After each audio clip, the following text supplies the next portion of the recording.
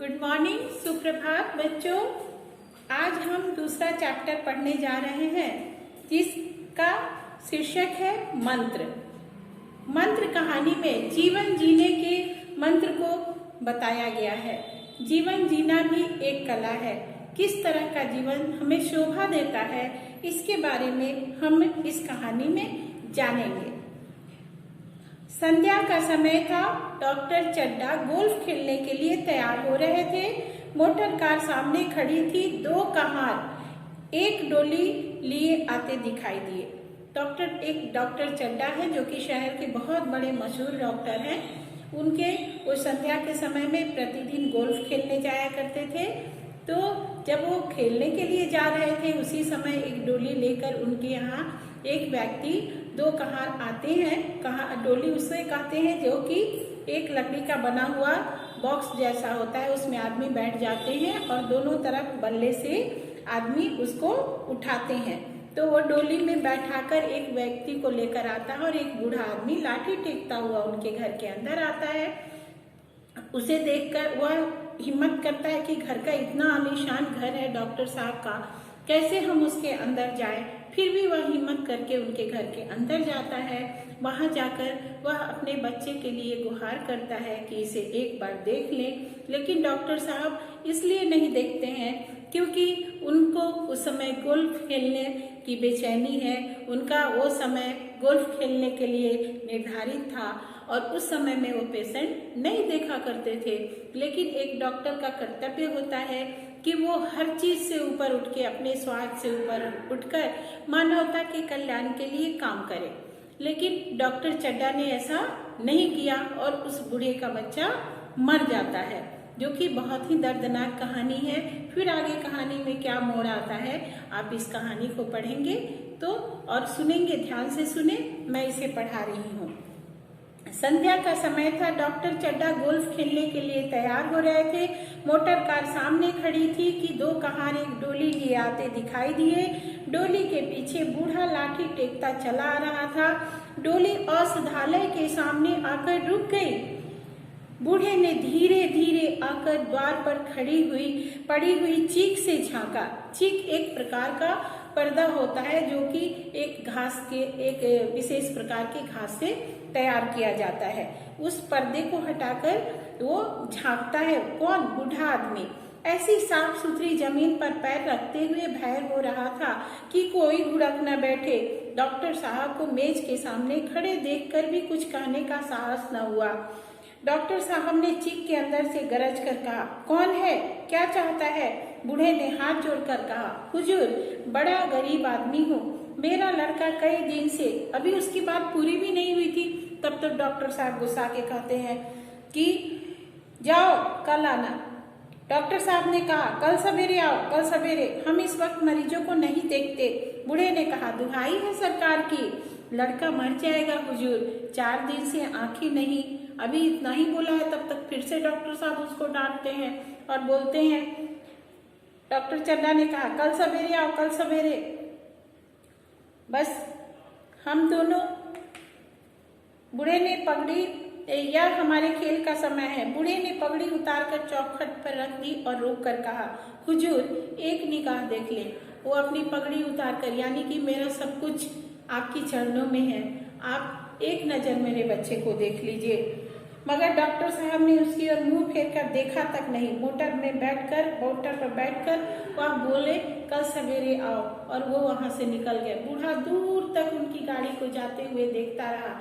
उसे यह उम्मीद हो रही थी कि शायद डॉक्टर साहब के अंदर भी एक इंसान जगे और वो इंसानियत के नाते वापस आकर हमारे बच्चे को एक बार देख ले और मेरा बच्चा बच जाए। लेकिन वो बूढ़े के मन का भाव मन में ही रह जाता है। डॉक्टर साहब गाड़ी से फड़फड़ाते हुए खेलने के लिए निकल जाते हैं और बूढ़ा वहीं से एक और टकटकी लगाकर ताकता रह जाता है। शायद उसे अभी डॉक्टर साहब के लौट कर आने की आशा थी। फिर उसने कहारों से डोली उठाने को कहा। डोली जिधर से आई थी उधर ही चली गई। चारों ओर से निराश होकर वह चड्डा के पास आया था। उनकी बड़ी तारीफ सुनी थी। यहाँ से निराश होकर फिर वह किसी दूसरे डॉक्टर के पास न गया। किस्मतें टोक ली। सोचा कि अब मेरे किस्मत में यही लिखा, अब मेरा बच्चा नहीं बचेगा। उसी रात को उसका हंसता खेलता 7 साल का बालक अपनी बाल लीला समाप्त कर इस संसार से सिधार गया। बूढ़े माँ बाप के जीवन का यही एक आधार था, इसी का मुंह देखकर जीते थे। उस दीपक के बुझते ही जीवन की अंधेरी रात भाए भाए करने लगी। वो लोग अपने कष्ट से, उनके जीवन में पूरा सुनापन आ गया। वो अपने कष्ट के कारण बिल्कुल ही टूट गए। बुढ़ापे की विशाल ममता टूटे हुए हृदय से निकलकर उस अंधकार में अर्थ स्वर में रोने लगी। एक तो बुढ़ापा था, उनके पास बुढ़ापा का सहारा मात्र एक बच्चा था, वो भी दुनिया से जा चुका था। अब उनके जीवन में घनघोर अंधेरा छा गया, बिल्कुल ही सन्नाटा था और जीवन जीने की कोई भी इच्छा नहीं थी। वो सब कुछ जीवन जीने की इच्छा जो थी वो उसके मरने के उपरांत रोने में सब कुछ खत्म हो गया था। रोने के सिवा अब उनके किस्मत में कुछ भी नहीं बचा था। कई साल गुजर गए। डॉक्टर चड्ढा ने खूब यश और धन कमाया। उनके केवल दो बच्चे हुए, एक लड़का और एक लड़की। लड़की का तो विवाह हो चुका था, लड़का कॉलेज में पढ़ता था। वही माता पिता के जीवन का आधार था। शील और विनय का पुतला, बड़ा ही रसिक, बड़ा ही उदार, विद्यालय का गौरव, युवक समाज की शोभा मुखमंडल से तेज की छटा सी निकलती थी। आज उसी की 20वीं सालगिरह थी। डॉक्टर साहब का 20 साल का बेटा था, आज उसकी सालगिरह थी। सारे लोगों से, मेहमानों से घर भरे हुए थे, रंग बिरंग के पकवान बने हुए थे और वहाँ जश्न का माहौल था। उसी जश्न में डॉक्टर साहब के बेटे की एक महिला मित्र भी आती है और वो डॉक्टर साहब के बेटे से बहुत प्यार करती है, इसलिए बोलती है कि आप मुझे आज अपने सांपों को दिखाइए, क्योंकि डॉक्टर साहब का बेटा सांपों से बहुत प्रेम करता था। सांपों के जीवन के बारे में जानना उसको बहुत अच्छा लगता था और उनकी क्रियाकलापों को वह देखता रहता था, उसका अध्ययन करना उसे अच्छा लगता था। संध्या का समय था। शहर के रईस एक तरफ, कॉलेज के छात्र दूसरी तरफ बैठे भोजन कर रहे थे। कैलाश ने उसे हाथ हिलाकर कहा, मिलनानी इस वक्त क्षमा करो, कल दिखा दूंगा। उस लड़की का नाम क्या था? मिलनानी था, मृणालिनी, जो कि उससे बहुत प्यार करती थी और वो भी उसको चाहता था। फिर वह आग्रह करती है कि आज तुम मुझे अपने सांप को दिखाओ, तुम हमेशा मुझे टालते रहते हो, आज मैं नहीं, बिना सांप देखे मैं नहीं जाऊंगी। फिर उनके दोस्त भी कहते हैं कि अरे भाई, इतनी खूबसूरत लड़की आपसे इतना आग्रह कर रही है, कोई और होता तो जरूर दिखा देता, आप क्यों नहीं दिखाते हैं? इस बात से मृणालिनी नाराज नहीं हो जाए, इसलिए वो लड़का उस समय रात के समय में सांपों के पास उसे दिखाने के लिए ले जाता है।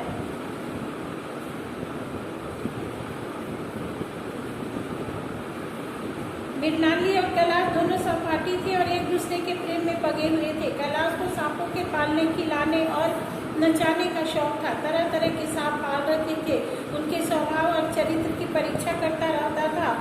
यह विद्या उसने एक बूढ़े सपेरे से सीखी थी। सांपों की जड़ी बूटियां जमा करने का उसे मर्ज था, शौक था। इतना पता भर मिल जाए कि किसी व्यक्ति के पास कोई अच्छी जड़ी है, फिर उसे चैन न आता था। जड़ी बूटी कहते हैं जिससे कि किसी तरह का उपचार किया जाता है, उसे लेकर ही छोड़ता था। यही व्यसन था, यानी उसे नशा था सांपों के विषय में जानना, उन्हें पालना, उनके विषय में अधिक से अधिक जानकारी रखना और जड़ी जिससे कि सांपों के जहर को उतारा जाता है उसकी खोज करना। इस पर हजारों रुपये फूक चुका था। मृणालिनी कई बार आ चुकी थी, पर कभी सांपों को देखने के लिए इतनी उत्सुक न हुई थी, कह नहीं सकते। आज उसकी उत्सुकता सचमुच जाग गई थी। या वह कैलाश पर अपने अधिकार का प्रदर्शन करना चाहती थी, पर उसका आग्रह बेमौका था, क्योंकि जब घर में जश्न का माहौल हो, उसमें वहाँ से हटकर जाकर और सांपों को दिखाना उसे अच्छा नहीं लग रहा था। कैलाश ने कहा, कल जरूर दिखा दूंगा, इस वक्त अच्छी तरह दिखा भी न सकूंगा, कमरे में तिल रखने की भी जगह न मिलेगी। एक महाशय ने छेड़ कर कहा, दिखा क्यों नहीं देते, जरा सी बात के लिए इतना टाल मटोल कर रहे हो। दूसरे महाशय ने कहा, मिस गोविंद इतनी सीधी और भोली है, दूसरी सुंदरी होती तो इसी बात पर बिगड़ खड़ी होती। तीसरे साहब ने मजाक उड़ाया, अजी बोलना छोड़ देती, मृणालिनी ने देखा कि ये शोधे उसे रंग पर चढ़ा रहे हैं तो बोली, आप लोग मेरी वकालत न करें, मैं खुद अपनी वकालत कर लूँगी। मैं इस वक्त सांपों का तमाशा नहीं देखना चाहती, चलो छुट्टी हुई। इस पर मित्रों ने ठहाका लगाया। एक बोले, देखना तो आप सब कुछ चाहे पर कोई दिखाए भी तो। कह रहे कि नहीं मिल रहा है देखने के लिए तो फिर क्यों नहीं नखरा करे। कैलाश को मृणालिनी की छेपी हुई सूरत देखकर मालूम हुआ कि इस वक्त उसका इनकार वास्तव में उसे बुरा लगा है। जो ही प्रीति भोज समाप्त हुआ और गाना शुरू हुआ, उसने मृणालिनी और अन्य मित्रों को सांप के दरबे के सामने ले जाकर महुअर बजाना शुरू किया। महुअर बीन को कहते हैं, उसी पर सांप नाचने लगते हैं। फिर एक एक खाना खोलकर एक एक सांप को निकालने लगा। वाह क्या कमाल था! ऐसा जान करता था कि वे कीड़े उसकी एक एक बात, उसके मन का एक एक भाव समझते हैं। किसी को उठा लिया, किसी को गर्दन में डाल लिया, किसी को हाथ में लपेट लिया। मृणालिनी बार बार मना करती कि उसे गर्दन में न डालो, दूर से ही दिखा दो, बस जरा नचा दो। कैलाश की गर्दन में सांपों को लिपटते देखकर उसकी जान निकल जाती थी। पछता रही थी कि मैंने व्यर्थ ही उनसे सांप दिखाने को कहा, मगर कैलाश न सुनता था। प्रेमिका के सम्मुख अपने सर्व कला प्रदर्शन का ऐसा अवसर पाकर वह कब चुकता। एक मित्र ने टीका की, दांत तोड़ डाले होंगे। कैलाश हंसकर बोला, दांत तोड़ डालना मदारियों का काम है, किसी के दांत नहीं तोड़े गए हैं, कहिए तो दिखा दो। कहकर उसने एक काले सांप को पकड़ लिया और बोला, मेरे पास इससे बड़ा और जहरीला दूसरा सांप नहीं, अगर किसी को काट ले तो आदमी आनन फानन में मर जाए, लहर भी न आए। इसके कांटे का कोई मंत्र नहीं, इसके दांत दिखा दो। मृणालिनी ने उसका हाथ पकड़कर कहा, नहीं नहीं कैलाश, ईश्वर के लिए इसे छोड़ दो, तुम्हारे पैर पड़ती हूँ। इसके बाद वह महफिल में चली गई। इस पर दूसरे मित्र बोले, मुझे तो विश्वास नहीं आता, लेकिन तुम कहते हो तो मान लूंगा। कैलाश ने सांप की गर्दन पकड़ कर कहा, नहीं साहब, आप आंखों से देखकर मानिए, दांत तोड़कर वश में किया तो क्या किया। सांप बड़ा समझदार होता है, अगर उसे विश्वास हो जाए कि इस आदमी से मुझे कोई हानि न पहुंचेगी तो वह उसे हरगिज न काटेगा। उसने सांप की गर्दन पकड़कर जोर से दबाई, इतनी जोर से दबाई कि उसका मुंह लाल हो गया, देह की नसें तन गई। सांप ने अब तक उसके हाथों ऐसा व्यवहार न देखा था। उसकी समझ में न आता था कि वह मुझसे क्या चाहते हैं। उसे शायद भ्रम हुआ कि यह मुझे मार डालना चाहते हैं, अतः वह आत्मरक्षा के लिए तैयार हो गया। कैलाश ने उसकी गर्दन खूब दबाकर मुंह खोल दिया और उसके जहरीले दांत दिखाते हुए बोला, जिन सज्जनों को शक हो आकर देख ले। आया विश्वास या अभी कुछ शक है? मित्रों ने आकर उसके दांत देखे और चकित हो गए। प्रत्यक्ष प्रमाण के सामने संदेह का स्थान कहाँ? प्रत्यक्ष प्रमाण यानी कि सामने में उसके दांत देखकर सभी अचंभित हो गए। मित्रों का शंका निवारण करके कैलाश ने सांप की गर्दन ढीली कर दी। शंका निवारण यानी उनकी शंका को दूर करके कैलाश उसके गर्दन को ढीला किया, उसे जमीन पर रखना चाहा, पर यह काला गेहूं क्रोध से पागल हो रहा था, क्योंकि उसे भी अपनी मृत्यु का डर हो गया था। गर्दन नरम पड़ते ही उसने सिर उठाकर कैलाश की उंगली में जोर से काटा और वहां से भागा। कैलाश की उंगली से टप टप खून टपकने लगा। उसने जोर से उंगली दबाई और अपने कमरे की तरफ दौड़ा और मेज की दराज में एक जड़ी रखी हुई थी, उसे पीस कर लगा देने से घातक विष भी रफू हो जाता था। मित्रों में हलचल बढ़ गई। वहाँ महफिल में भी खबर हुई। डॉक्टर साहब घबराकर दौड़े। फौरन उंगली की जड़ कसकर बांधी गई और जड़ी पीसने के लिए दी गई। डॉक्टर साहब जड़ी के नहीं मानने वाले थे, वह उंगली का डसा भाग नस्तर से काट देना चाहते थे, मगर कैलाश को जड़ी पर पूर्ण विश्वास था। मृणालिनी पियानो पर बैठी हुई थी। यह खबर सुनते ही दौड़ी और कैलाश की उंगली से टपकते हुए खून को रुमाल से पोंछने लगी। जड़ी पीसी जाने लगी, पर उसी 1 मिनट में कैलाश की आंखें झपकने लगी, ओठों पर नीलापन दौड़ने लगा। इसका सांप काटने के बाद शरीर में जब जहर फैलता है तो शरीर नीला पड़ जाता है, तो जहर का असर इतने देर में ही हो गया कैलाश के ऊपर। इतने में जड़ी पीस कर आ गई। मृणालिनी ने उंगली पर लेप किया। 1 मिनट और बीता। कैलाश की आंखें बंद हो गई। वह लेट गया और हाथ से पंखा चलने का इशारा किया। माँ ने दौड़कर उसका सिर गोद में रख लिया और बिजली का टेबल फैन लगा दिया। डॉक्टर साहब ने झुककर पूछा, कैलाश कैसी तबीयत है? कैलाश ने धीरे से हाथ उठा दिया मगर कुछ न बोल सका। मृणालिनी ने करुण स्वर में कहा, क्या जेली कुछ असर न करेगी? डॉक्टर साहब ने सिर पकड़कर कहा, क्या बताऊं, मैं इसकी बातों में आ गया। अब तो नस्तर से भी कुछ फायदा न होगा। कैलाश की दशा प्रति क्षण बिगड़ती जा रही थी, यहाँ तक कि उसकी आंखें पथरा गई, हाथ पांव ठंडे हो गए, मुख की क्रांति मलिन पड़ गई, नाड़ी का कहीं पता नहीं, मौत के सारे लक्षण दिखाई देने लगे। मुख की कांति यानी जो उसके चेहरे पर तेज था वह भी बुझने लगा और उसका पूरा शरीर नीला पड़ गया। धीरे धीरे पूरा शरीर उसका ठंडा हो गया, जहर का पूरा असर उसके ऊपर हो गया था और उसकी सांसें अब रुकने लगी थी, थमने लगी थी। कैलाश की दशा प्रति क्षण बिगड़ती जा रही थी,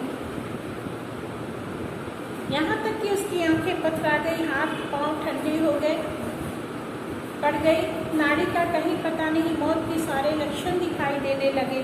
घर में कोहराम मच गया। मृणालिनी एक और सिर पीटने लगी, माँ अलग पछाड़े खाने लगी। डॉक्टर चड्डा को मित्रों ने पकड़ लिया, नहीं तो वह नस्तर अपनी गर्दन में मार लेते। एक महाशय बोले, कोई मंत्र झाड़ने वाला मिले तो संभव है अभी भी जान बच जाए। डॉक्टर चड्डा बोले, मेरी अकल पर पत्थर पड़ गया था कि इसकी बातों में आ गया, नस्तर लगा देता तो यह नौबत क्यों आती। बार बार समझाता रहा कि बेटा सांप न पालो, मगर कौन सुनता था। बुलाइए किसी झाड़ फूक करने वाले को ही बुलाइए, मेरा सब कुछ ले ले, मैं अपनी सारी जायदाद उसके पैरों में रख दूंगा, लंगोटी बांध कर घर से निकल जाऊंगा। मगर मेरा कैलाश, मेरा प्यारा कैलाश उठ बैठे, ईश्वर के लिए किसी को बुलाइए। वो विलाप करने लगे एक बिल्कुल ही दीनहीन की तरह कि मेरा सब कुछ भले ही चला जाए, मैं सब कुछ अपना कुर्बान करके एक कपड़े में एक गमछा लपेटकर मैं घर से निकल जाऊंगा, लेकिन मुझे मेरे बच्चे को कोई भी बचा दे। एक महाशय का किसी झाड़ने वाले से परिचय था, वह दौड़कर उसे बुला लाए, मगर कैलाश की सूरत देखकर उसे मंत्र चलाने की हिम्मत न पड़ी। बोला, अब क्या हो सकता है सरकार, जो कुछ होना था हो चुका। अरे मूर्ख, यह क्यों नहीं कहता कि जो कुछ न होना था हो चुका। जहाँ हास्य की ध्वनि थी वहाँ करुण क्रंदन और अश्रु प्रवाह था। चारों ओर खुशी का माहौल था, जश्न मनाया जा रहा था। अब उस स्थान पर चारों ओर कोहराम मचा हुआ था, सभी लोग रो रहे थे, आंसू बह रहे थे। शहर से कई मील दूर एक छोटे से घर में एक बूढ़ा और बुढ़िया अंगीठी के सामने बैठे जाड़े की रात काट रहे थे। इतने में एक आदमी ने द्वार पर आवाज दी, भगत भगत क्या सो गए, जरा किवाड़ खोलो। भगत ने उठकर किवाड़ खोल लिए। एक आदमी ने अंदर आकर कहा, कुछ सुना? डॉक्टर चड्डा बाबू के लड़के को सांप ने काट लिया। भगत ने चौंक कर कहा, चड्डा बाबू के लड़के को? वही चड्डा बाबू है ना जो छावनी के बगले में रहते हैं? हाँ हाँ वही। शहर में हल्ला मचा हुआ है, जाते हो तो जाओ, आदमी बन जाओगे। बूढ़े ने कठोर भाव से सिर हिलाकर कहा, मैं नहीं जाता, मेरी बला जाए, वही चड्डा है, खूब जानता हूँ। भैया को लेकर उन्हीं के पास गया था, खेलने जा रहे थे, पैरों पर गिर पड़ा कि एक नज़र देख लीजिए, मगर सीधे मुंह से बात न की। भगवान बैठे सुन रहे थे, अब जान पड़ेगा कि बेटे का गम कैसा होता है। कई लड़के हैं? नहीं जी, सुना है, यही तो एक लड़का था। सबने जवाब दे दिया, भगवान बड़ा कार्य करने वाला है। उस वक्त मेरी आंखों से आंसू निकल पड़े थे, पर उन्हें तनिक भी दया न आई थी। मैं तो उनके द्वार पर होता तो भी बात न पूछता।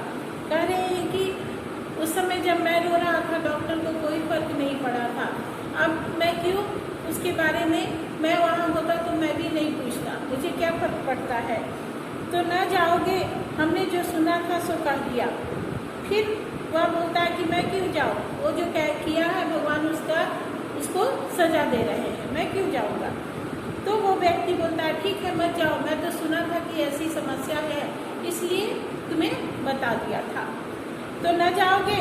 अच्छा किया, कलेजा ठंडा हो गया, आंखें ठंडी हो गई, लड़का भी ठंडा हो गया होगा।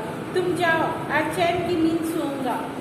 वो बोलता है कि ठीक है, तुम मुझे बताया, बहुत अच्छा किया, हमको भी बहुत कलेजे को ठंडक मिला, क्योंकि मेरा बच्चा उनके न देखने के कारण इस दुनिया से चला गया। अब उनको भी पता चलेगा कि बेटे का गम क्या होता है। बुढ़िया से, जरा तम्बाकू ला दे, एक चिलम और पीऊँगा। अब मालूम होगा लाला को, सारी साहिबी निकल जाएगी। हमारा क्या बिगड़ा, लड़के के मर जाने से कुछ रात तो नहीं चला गया। जहाँ 6 बच्चे गए थे वहाँ एक और चला गया। तुम्हारा तो राज सुना हो जाएगा। वो कहता है मेरा क्या था, मेरा तो छोटा पहले ही मर गया था, एक तो और मर गया। लेकिन तुम जिसके लिए इतना सारा मेहनत करके दिन रात एक करके धन इकट्ठा किए हो, वो पूरा राज ही तुम्हारा सुना हो जाएगा। उसी के वास्ते सबका गला दबा दबा कर जोड़ा था ना। एक बार देखने जाऊंगा, पर कुछ दिन बाद मिजाज का हाल पूछूंगा, है ना। वो सोचता है कि अभी तो नहीं जाएंगे, कुछ दिन बाद जाके पूछेंगे कि ये पैसा तुम्हारे किस काम का। आदमी चला गया, भगत ने किवाड़ बंद कर दिए, तब चिलम पर तम्बाकू रख कर पीने लगा। बुढ़िया ने कहा, इतनी रात गए जाड़े पाले में कौन जाएगा। अरे दोपहर ही होती तो मैं न जाता। तो कह रहे इतना रात में जाड़ा पाला में कौन जाएगा। दोनों आपस में बात कर रहे हैं। तो कभी बूढ़ा बोलता है कि अगर दोपहर भी होता ना तब भी मैं नहीं जाता। सारी सवारी दरवाजे पर लेने आती तो भी मैं न जाता।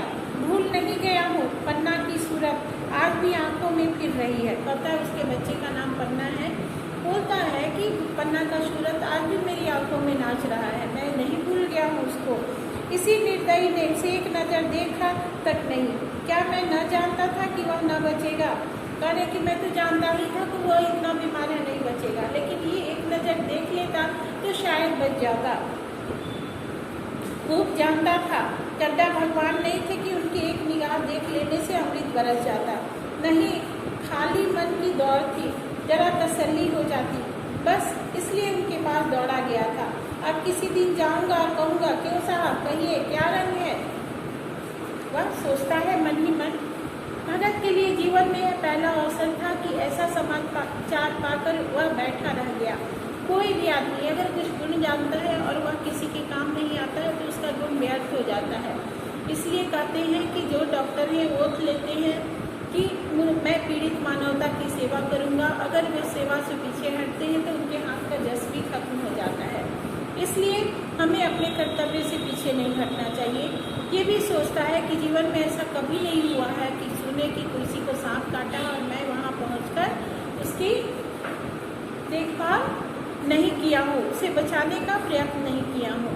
80 वर्ष के जीवन में कभी न हुआ था कि सांप की खबर पाकर वह दौड़ न गया हो। सैकड़ों निराशों को उसके मंत्रों ने जीवन दान दे दिया था, पर वह आज घर से कदम नहीं निकाल सका। यह खबर सुनकर सोने जा रहा है। बूढ़ी ने कुप्पी बुझाई, कुछ देर खड़ा रहा, फिर बैठ गया, अंत में लेट गया, पर यह खबर उसके हृदय पर बोझ की भांति रखी हुई थी। उसे मालूम हो रहा था कि उसकी कोई चीज खो गई है, क्योंकि वह अपने कर्तव्य से पीछे हट रहा था, क्योंकि उसे अंदर ही अंदर